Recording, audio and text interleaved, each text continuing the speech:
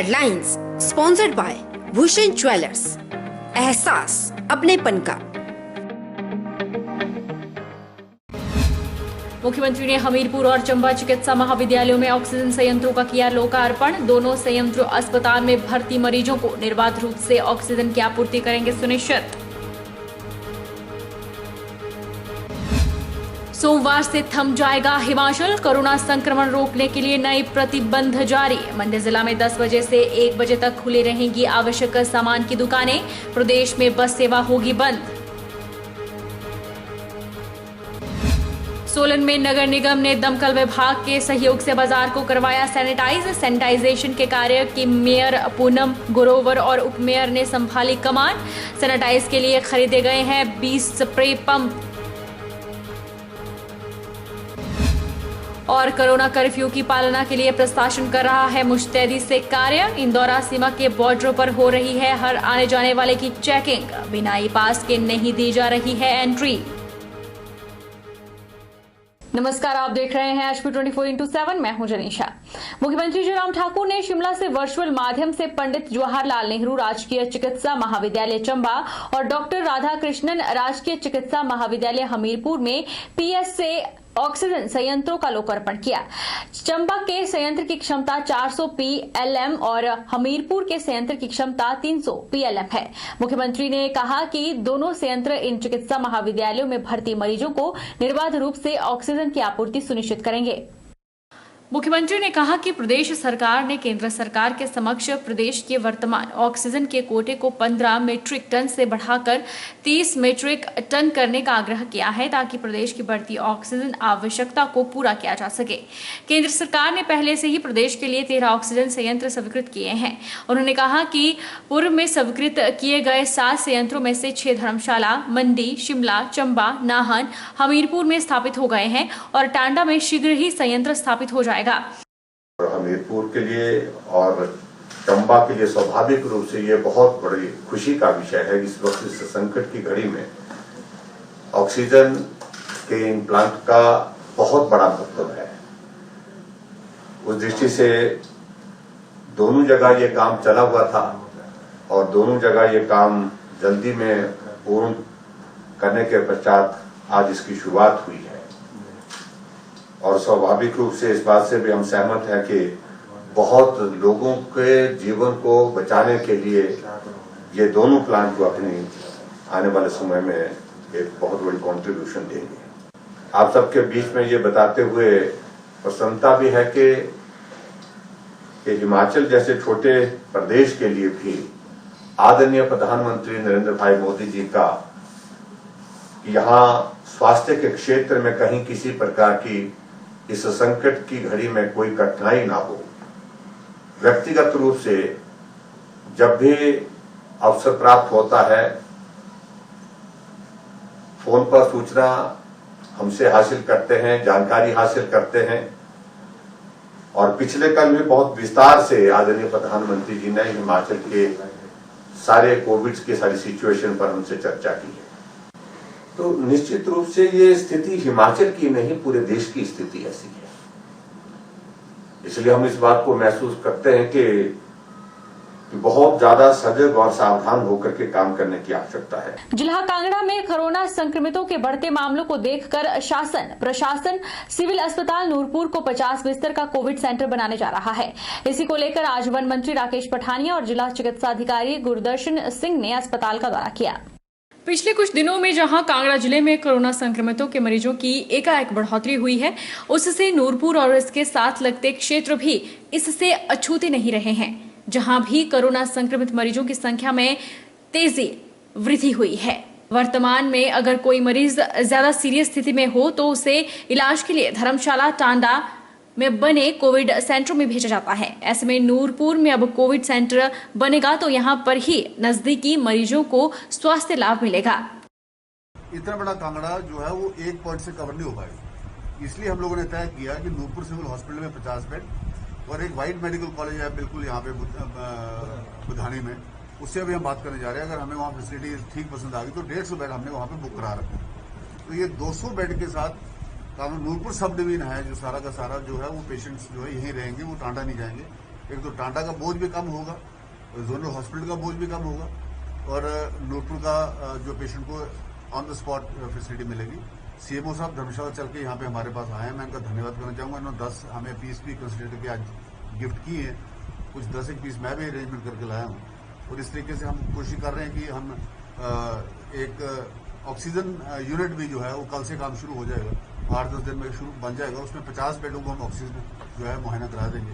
मंडी जिला में 10 मई से आवश्यक वस्तुओं की दुकानें सुबह 10 बजे से दोपहर 1 बजे तक खुली रहेगी। ढाबे और होटल के लिए यह समय लागू नहीं होगा, वे अपने समयानुसार कार्य कर सकते हैं। उपायुक्त ने जानकारी दी कि कोरोना कर्फ्यू के दौरान यातायात सेवा बंद रहेगी, लोग केवल आपातकालीन स्थिति में अपने निजी वाहन का इस्तेमाल कर सकते हैं। कोरोना कर्फ्यू को लेकर राज्य सरकार ने और सख्ती के आदेश पिछले कल पारित किए हैं। इसके फलस्वरूप अगले कल 10 तारीख से ये आदेश लागू होंगे, जिसमें सबसे जो महत्वपूर्ण चीज़ है वो ये थी कि जो भी दुकानें इसेंशियल आइटम्स की दुकानें जो खुली होनी है उसके लिए समय निर्धारित किया गया है।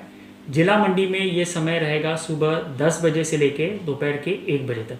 तो 3 घंटे का समय जो सरकार ने निर्धारित किया है वो जिला मंडी के लिए हमने नोटिफाई किया है कि सुबह 10 बजे से लेके 1 बजे तक दुकानें इसेंशियल सर्विसेज की खुली रहेंगी।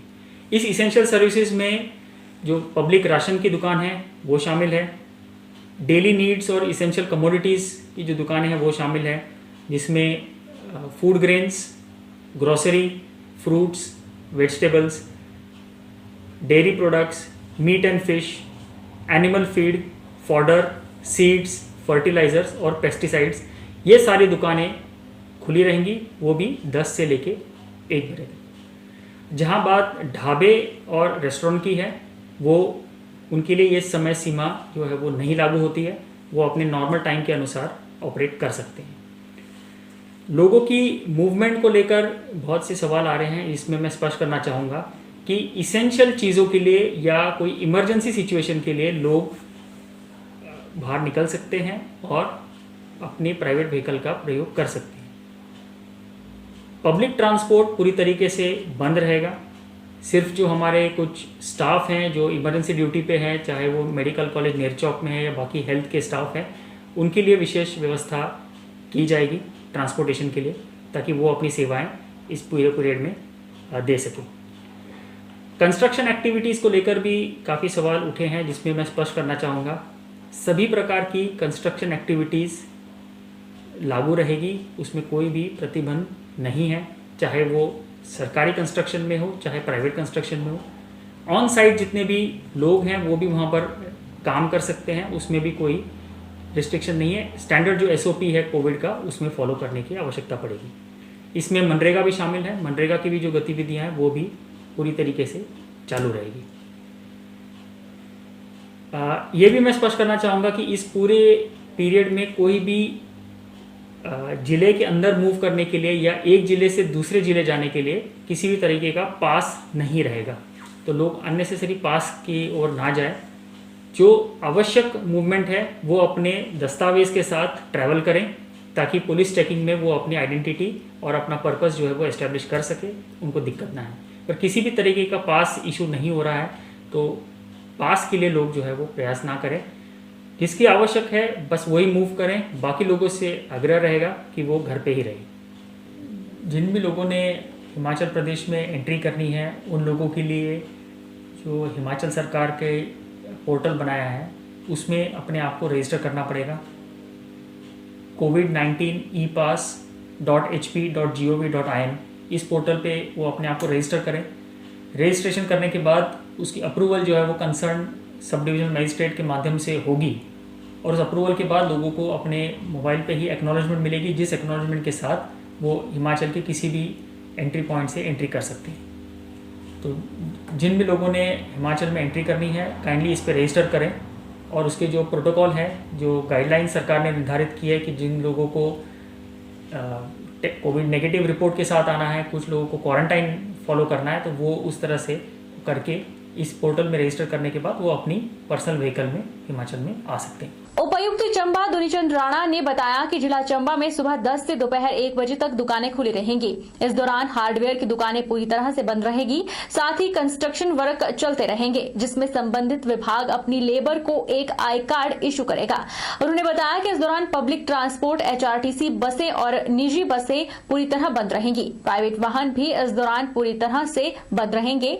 वहीं कर्फ्यू के दौरान मेडिकल स्टोर 24 घंटे खुले रहेंगे। कोरोना के जिस तरह से केस लगातार बढ़ रहे हैं, प्रदेश सरकार ने 6 बजे 10 मई से लेकर 6 बजे 17 मई 2021 तक पाबंदियां लगाई थी और इन पाबंदियों को थोड़ा सा और भी स्ट्रिक्ट किया गया है और एक नई गाइडलाइन जो है कल जो स्टेट हमारी डिज़ास्टर मैनेजमेंट अथॉरिटी है उसने इशू की है। और इन नई गाइडलाइंस में जो मुख्यतः जो पुरानी गाइडलाइन से जो और ज़्यादा उसमें प्रतिबंध है, उसमें एक तो ये है कि जो स्टेज कैरेजेस हैं, बसेस HRTC की या प्राइवेट, ये बंद रहेंगी अगले आदेशों तक।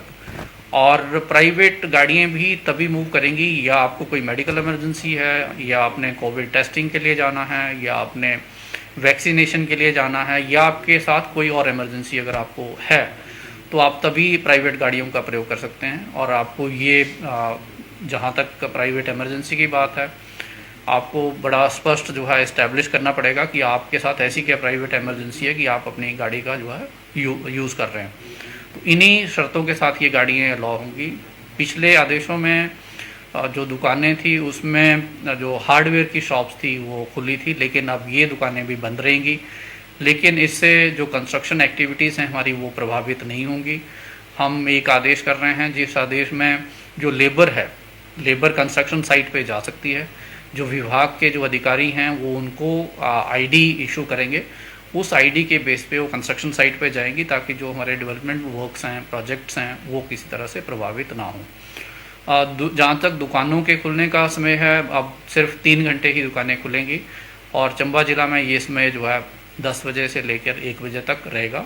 उधर जिला सोलन में 8 से 11 बजे तक आवश्यक वस्तुओं की दुकानें खुलेंगी। उपायुक्त सोलन केसी चमन ने बताया कि सोमवार सुबह से जरूरी सेवाओं को छोड़कर प्राइवेट बस सेवाएं, परिवहन निगम की बसें, कॉन्ट्रैक्ट कैरेज से जुड़े वाहनों की आवाजाही को बंद कर दिया गया है। उन्होंने बताया कि निजी वाहन भी मेडिकल इमरजेंसी के अलावा नहीं चल सकेंगे। उपायुक्त ने कहा कि उद्योगों और फैक्ट्रियों के लिए पहले से जारी आदेश उसी तरह रहेंगे।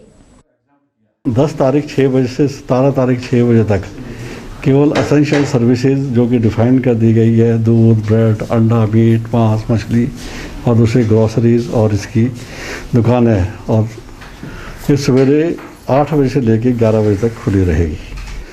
और वीकेंड में भी यही व्यवस्था रहेगी और ये सुनिश्चित किया जाएगा इसके बाद कोई आदमी बाहर न घूमता हुआ पाया जाए। और कुछ जो सर्विसेज जैसे पब्लिक ट्रांसपोर्ट है वो है, उस पर प्रतिबंध लगा हुआ है। प्राइवेट गाड़ियों में सिर्फ मेडिकल एक्सीजेंसीज, वैक्सीनेशंस या सैंपल के लिए आप आ जा सकते हैं या पेशेंट को लेके हॉस्पिटल आ सकते हैं। तो उसके लिए पहले इंस्ट्रक्शन की बोनाफाइड ये है, उसमें आपको इजाज़त रहेगी। जो है कि ऐसे क्योंकि इंटर स्टेट मूवमेंट सारी चलेगी, ये है अलाउड है, अनरिस्ट्रिक्टेड, क्योंकि जितने भी ट्रांसपोर्टर्स हैं, जितने उनके रिपेयर्स है, टायर पंक्चर हो जाता है, गाड़ियां कहीं ख़राब हो जाती है, उसके लिए नेशनल हाईवे में रिपेयर, स्पेयर्स और के पार्ट्स की दुकानों को खुला रखने की इजाज़त दे दी गई है। सरकाघाट, करसोग और जोगिंदरनगर में भी 10-10 ऑक्सीजन युक्त बिस्तरों की ट्रांजिट सुविधा तैयार कर ली गई है। इस बारे जानकारी देते हुए CMO मंडी डॉक्टर देवेंद्र शर्मा ने बताया कि ये कोविड सेंटर नहीं है, ये एक तरह के ट्रांजिट होंगे। सभी वार्डों में ऑक्सीजन की सुविधा रहेगी। अगर कोई मरीज गंभीर रूप से इन ट्रांजिट में आता है तो उसे वहां पर इलाज मिलेगा। केसेस की बढ़ती हुई संख्या है, इनको देखते हुए हमने 3 फैसिलिटीज और तैयार कर दी हैं, जिसमें से कि एक सिविल हॉस्पिटल करसोग में 10 बिस्तरों का एक वार्ड हमने बना दिया है। सिविल हॉस्पिटल सरकाघाट में भी 10 बिस्तर का एक वार्ड बना दिया है और जोगिंदरनगर में भी इतनी ही क्षमता का एक वार्ड हमने तैयार कर दिया है। और ये सभी वार्ड ऑक्सीजन युक्त हैं। ये एक तरह से नोटिफाइड कोविड केयर सेंटर नहीं है, ये एक तरह से ट्रांजिट स्टेशन होंगे कि जैसे अगर कोई रोगी गंभीर अवस्था में इन अस्पतालों में आता है जोगिंदरनगर, सरकाघाट और करसोग में, तो उसको बिस्तर मिल जाए, ऑक्सीजन मिल जाए और जो आवश्यक इलाज है उसको वहाँ पर मिल जाए, या एक रात वहाँ रुकना भी पड़ जाए तो उसके बाद उसको उसके हमारे जो dedicated covid health centre Sundernagar Ratti में है और डेडिकेटेड कोविड हॉस्पिटल नेरचौक में है, वहाँ पर भेज दिया जाए। रुकेंगे एक छोटे से ब्रेक के लिए।